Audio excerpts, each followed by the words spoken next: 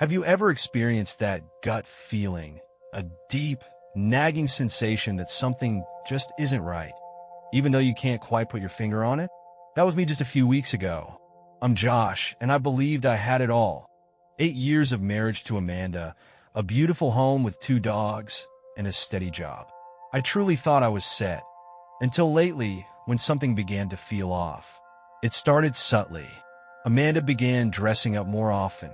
At first, I figured she was simply trying to feel confident, sporting new dresses, wearing expensive perfume and makeup every day, even when just running errands. It was odd, but I told myself I was overthinking things. Then there was the phone. Oh, that blasted phone. Amanda started keeping it tucked under her pillow at night, taking it with her into the bathroom, and flipping it face down the moment I walked into the room. Even if I merely glanced at it, she would snap. "Josh, do you not trust me?" That kind of accusation makes you doubt yourself, even when you've done nothing wrong. I wanted to believe her. I nearly did, until one night when a stain on her blouse shattered any remaining doubts. Amanda arrived home late, claiming she'd been out with her friend Brittany. I recalled that Amanda had always disliked Brittany, calling her overly dramatic and fake. So why the sudden close friendship? She stumbled in around midnight, exuding the scent of expensive cologne, and on her silky white blouse near the collar was a dab of deep red lipstick, a color Amanda never wore. I stared, my throat tightening, unwilling to accept what I was seeing. Still, I foolishly asked, "Hey, do you have something on your blouse?" She blinked, then burst into laughter. "Oh my gosh, babe, Brittany was being so foolish. She got a little too drunk and kissed your cheek. You know how she is." Her voice was unnaturally light, as if she were testing how much of a lie she could feed me before I choked on it. I desperately wanted to believe her, but then she did something that sealed it all. She casually wiped the stain away with her thumb, and the red vanished instantly, as if she already knew it was fresh. That was only the beginning. Amanda had told me that last Friday she'd be at her sister's place from 6 to 9 p.m. Yet, at 9:17, she called, saying she'd lost track of time during a deep conversation. Her tone was so smooth and nonchalant that I didn't question it at first. But when I checked the Find My Phone app, her location was blank from 6:15 to 9:10. It made no sense. She had her phone with her, as evidenced by the meme she'd been texting me at 7:30. So why the blackout? The next morning while Amanda was in the shower, I picked up her phone. I didn't try to unlock it. I wasn't that type of person. But then a notification popped up. "Had an amazing night. Let's do it again soon," accompanied by a heart emoji and no name. I stood there, my stomach twisting into knots, as steam curled out from under the bathroom door along with the sound of running water. I heard Amanda humming as if nothing were wrong. I wasn't stupid. I knew exactly what I had just seen, and I also knew that if I confronted her immediately, she'd twist it around and call me paranoid. So I forced my fingers to relax, returned the phone exactly as I'd found it, and waited that night. I told Amanda I had to work late, even though I didn't. Instead, I parked down the street and watched. At 7:45 p.m., she left, not in sweats or one of my hoodies, but in a tight, black dress I'd never seen her wear before. She got into a car, not her own, not an Uber, but a sleek black Audi. I swear I recognized the driver.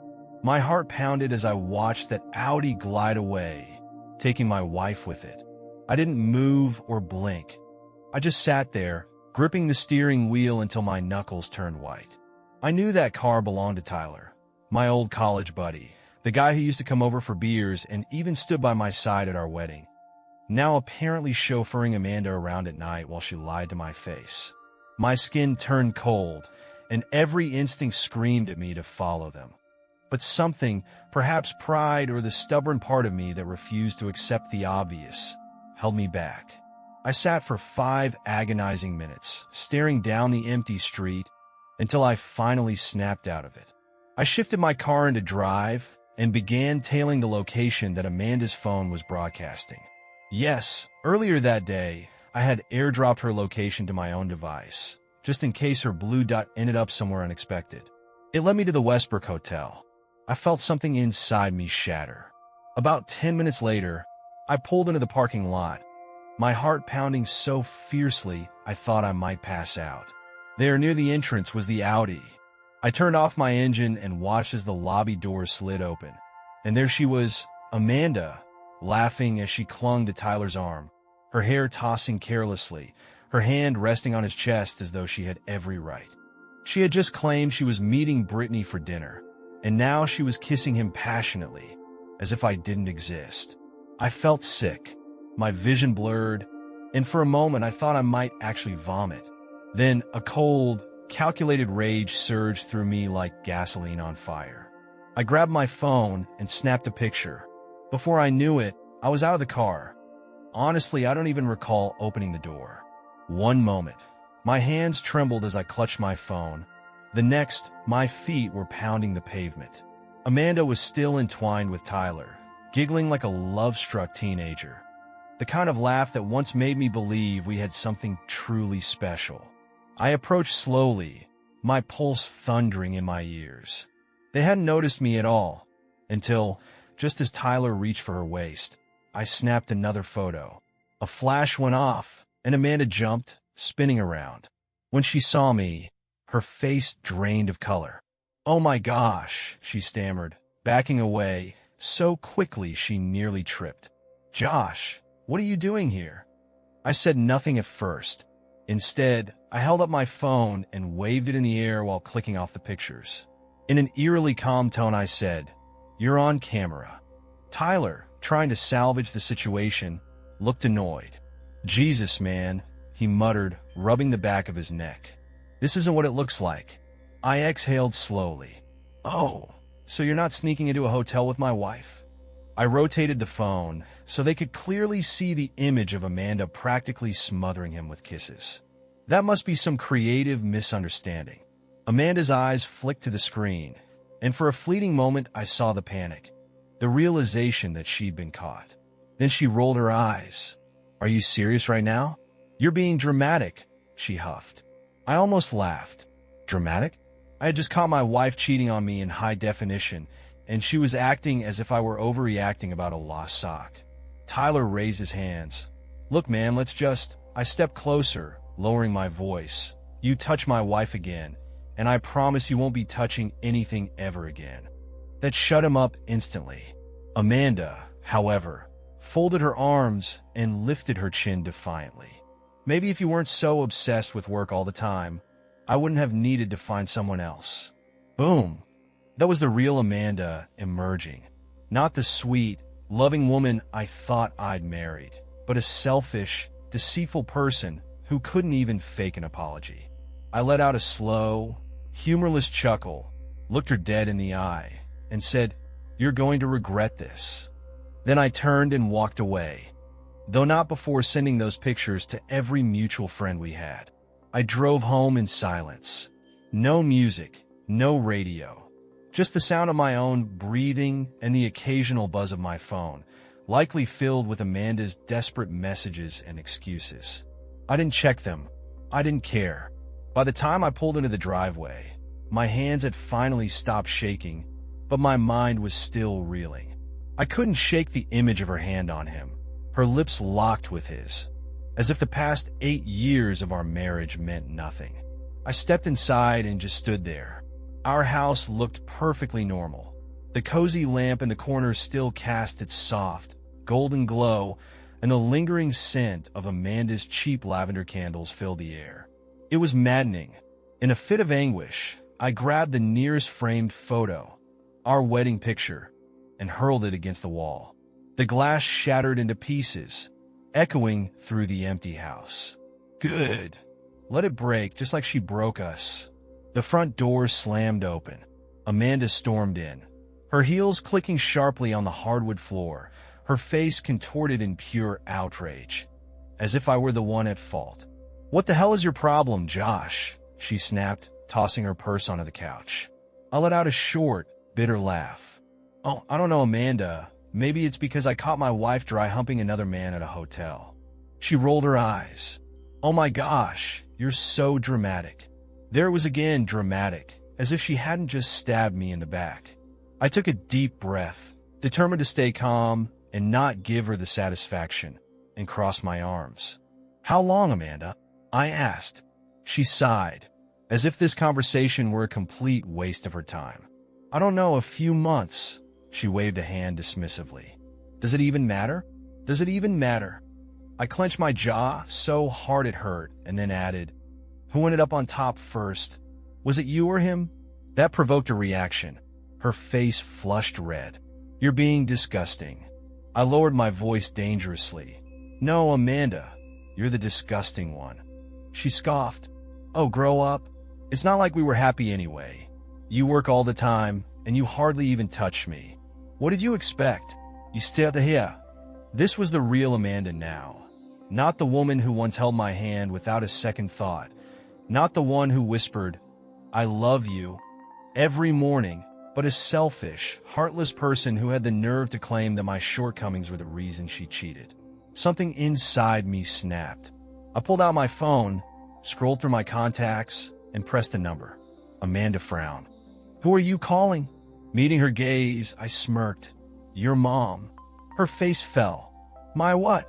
she sputtered, lunging for my phone. "Are you out of your mind?" I dodged her, stepping back as the call rang twice. Finally, a familiar voice answered. "Josh, sweetie, is everything okay?" It was Karen, Amanda's mom, the woman who had treated me like the son she never had over these past 8 years. I locked eyes with Amanda and smiled. "Hey, Karen, just so you know, your daughter's been screwing my old college buddy behind my back for months." Karen gasped. "Amanda," she cried.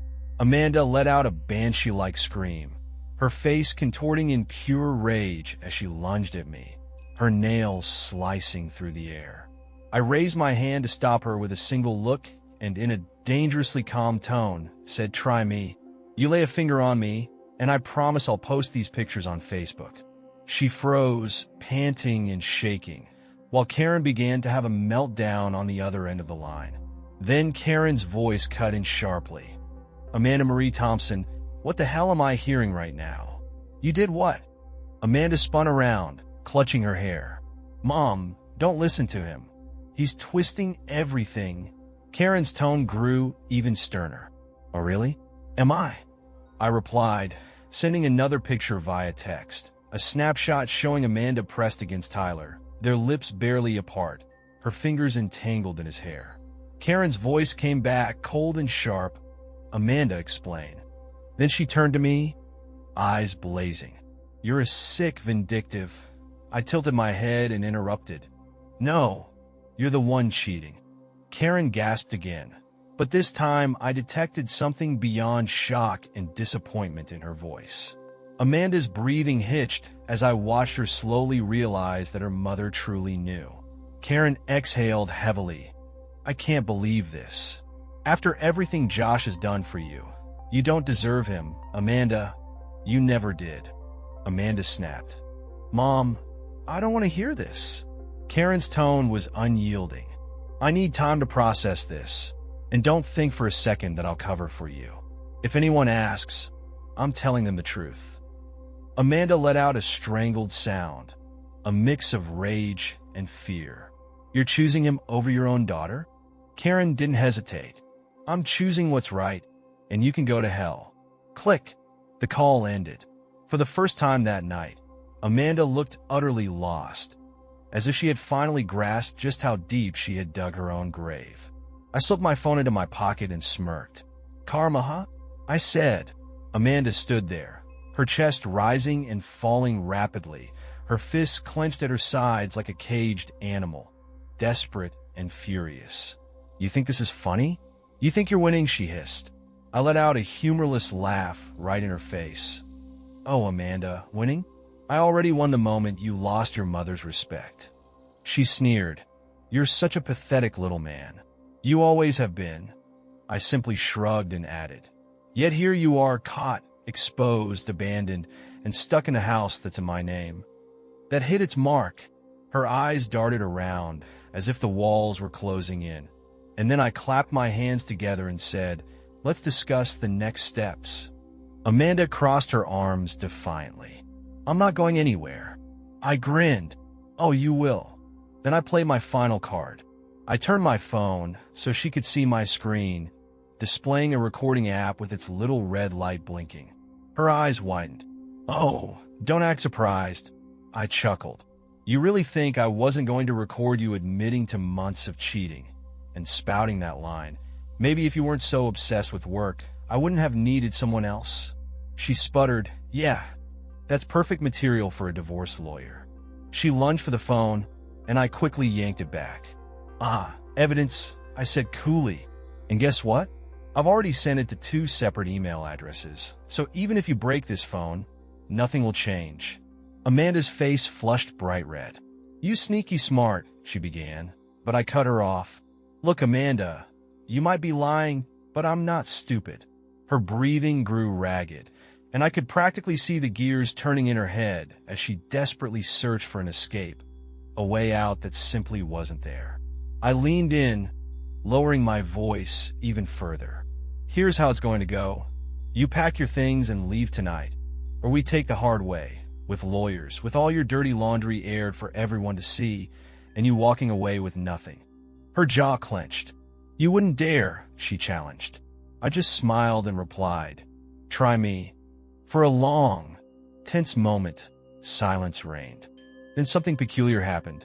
The anger and panic in her eyes melted away, replaced by the most saccharine, fake smile I had ever seen. Baby, she cooed, stepping closer. We don't have to do this. We have history, right? Maybe we can work it out. I snorted. Are you serious? Come on, Josh. Are you really going to throw away 8 years over one little mistake? I stared at her, then laughed so hard my stomach ached. Amanda, you lost those 8 years the moment you spread your legs for Tyler. In that instant, her false smile vanished. That was the moment she realized she had truly lost. Amanda stood there, her feigned Josh, let's talk act completely dead. Her face twisted into something ugly, as if she couldn't decide whether to scream, cry, or smash something. You're making a mistake, she spat. I smirked. Oh no, Amanda, you made the mistake. I'm just cleaning up the mess. She let out a bitter laugh. Fine, if you want to be a heartless jerk, go ahead, but I'm not leaving. I sighed. I'd hoped she'd take the easy way out, but no. Amanda never knew when to quit. I pulled out my phone again. Amanda tensed. What the hell are you doing now? I turned the screen toward her so she could see I was dialing. Her face paled. Who are you calling? I grinned as her eyes went wide. It was the cops. I raised a finger and said, hold on, let me help you with your lines. Listen. Yes, officer, I'm a cheating wife who refuses to leave my soon-to-be ex-husband's house after getting caught. Please escort me out. I tilted my head and added, think they'll let you grab your stuff, or will you have to come back for it later? Amanda screeched. You wouldn't dare. I raised an eyebrow and put the call on speaker. A robotic voice answered. 911. What's your emergency? Amanda's face drained of color. I stared at her, daring her, and she cracked first. Fine, she screamed. I'll leave. I smirked and ended the call. Smart choice, Amanda, I said as she stood there, shaking her fists. She clenched her breath until it came out ragged, then snapped. You're such a petty, pathetic little man. Her voice was a shriek as she grabbed the nearest thing, a framed photo of us, and hurled it against the wall. The glass exploded into shards that rained down on the floor. I didn't even flinch. I simply crossed my arms. Feel better? She taunted as she stormed past, her heels clacking violently on the hardwood. Do you think this is over? She hissed while yanking open the closet door and tearing her clothes from the hangers. I leaned back against the wall and replied coolly, oh, it's definitely over. And hey, I'll send you the divorce papers. Should be fun. Ashley let out an inhuman screech, snatched her suitcase, and stomped toward the door.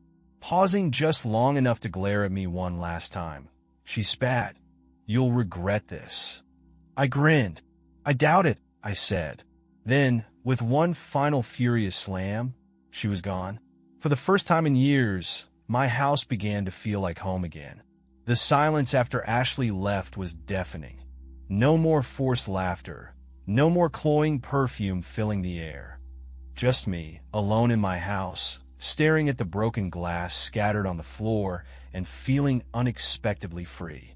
I probably should have felt sad. 8 years wasted. But no, because the woman I thought I married never truly existed. And karma, well, she works fast. The next morning I awoke to a flood of messages, missed calls, and notifications lighting up my phone. At first I assumed it was Ashley. Maybe she wanted to cry, beg, or throw another tantrum. But then I checked our group chat with mutual friends, and that's when I saw it. A video, a shaky, blurry clip of Ashley screaming in a parking lot with Brandon's voice in the background shouting back. Someone off in the distance was filming, giggling between whispers. The caption read, "Karma struck before Ashley's lawyer could even speak." My stomach dropped as I hit play. The video showed Ashley and Brandon standing beside his sleek black Audi right in front of a fancy restaurant, arguing loudly. Ashley was livid, flailing her arms like a madwoman. "You're such a—" she began, but Brandon laughed in her face. "Oh, I'm the," he shot back. In that moment, the married woman who had betrayed me was being publicly shamed. People stopped to stare, and a few even recorded the spectacle. Ashley trembled as she cried, "You said you cared about me." Brandon merely shrugged, a smug smile on his face. "I cared about the free hookups and the thrill," he said coolly, "but now that your husband kicked you out, you're just a liability." I watched as Ashley's face twisted in disbelief. "You can't be serious," she exclaimed. Brandon smirked. "Oh, I'm dead serious, babe. You thought I wanted to play house with you? No." He stepped closer, lowering his voice, but the microphone caught every word. "You were just my side piece, and now you're nothing." Then came a resounding slap that landed on his cheek, drawing gasps and even a whistle from the crowd. Yet Brandon only laughed again. "You hit harder than your husband, sweetheart," he jeered. In a burst of rage, Ashley screamed, grabbed Brandon's drink, and dumped it all over his head. The video ended with Brandon cursing at her as she stormed off, while the person filming couldn't contain their laughter. I stared at my phone and, to my surprise, I laughed too. In just 24 hours, Ashley had lost her husband, her home, and her so-called side piece. Karma didn't just strike, she torched the whole damn place. After watching that video, I felt something I hadn't in a long time. Peace. Ashley was left homeless, humiliated, and exposed in front of half the city. She had nothing left, and that was exactly what she deserved. I thought that was the end of it. I was wrong. 3 days later, I was sitting on my couch, sipping coffee and enjoying my Ashley-free life, when the doorbell rang. I opened it to find her standing there. Ashley looked like a hot mess, with mascara-smeared hair pulled into a messy bun and wearing the same rumpled clothes from a couple of days ago. If she was going for a homeless chic look, she certainly nailed it. I leaned casually against the doorframe, coffee in hand, and said, well, look what the cat dragged in." She crossed her arms, eyes red and puffy, and said, "I need to talk to you." I smirked. "No, you want to talk to me. Big difference." Ashley exhaled sharply, as if struggling to hold back a tantrum. "Can I come in?" she pleaded. I let out a bark of laughter. "Oh, sweetheart, no." She flinched, clearly not used to hearing me say no, as if she expected me to just roll over and let her waltz back in. I took another sip of coffee. "So, what do you have to say? Then leave." Ashley shifted on her feet, glancing around as if someone might be watching.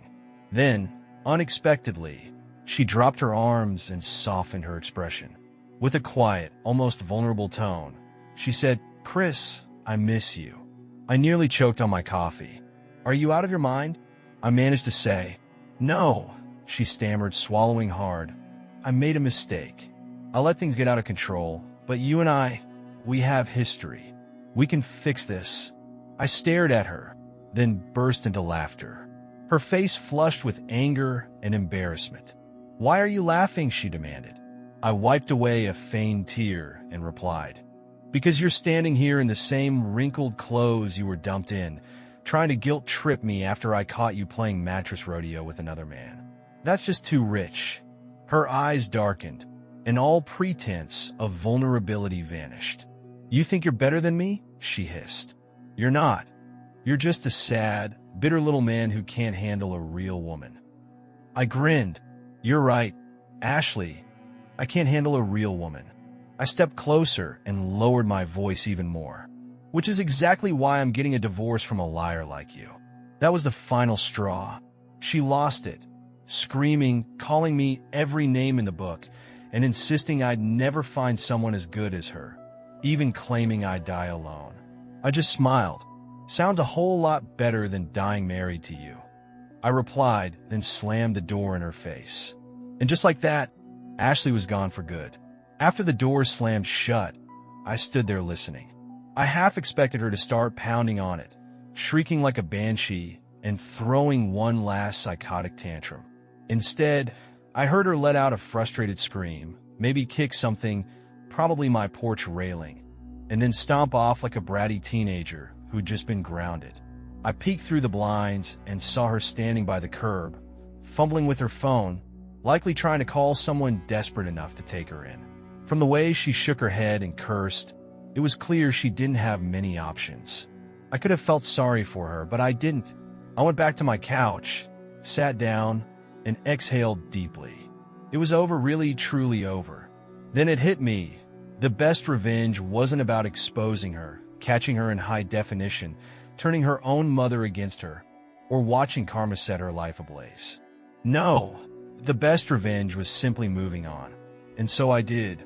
Over the next week, Ashley sent a few more texts, some pitiful ones begging for a place to crash for a few nights, some angry ones screaming, "You ruined my life, you piece of," and some downright desperate pleas like, "Can we at least talk?" I ignored every single one. Instead, I focused on myself. I filed for divorce, told our mutual friends the truth, and cut out anyone who tried to make excuses for her. For the first time in 8 years, I felt like I could finally breathe. And the cherry on top? A month later, I met someone new, someone who actually respected me. I didn't rush it or force anything, but damn, it felt good to know there were still women out there who weren't lying, manipulative, or cheating. The last I heard, Ashley was couch hopping, broke as hell, and burning every bridge she had left. Brandon's girlfriend found out about her and dumped him. 2 cheaters left with nothing but their own miserable decisions. Karma did her job well, and as for me, I was finally free.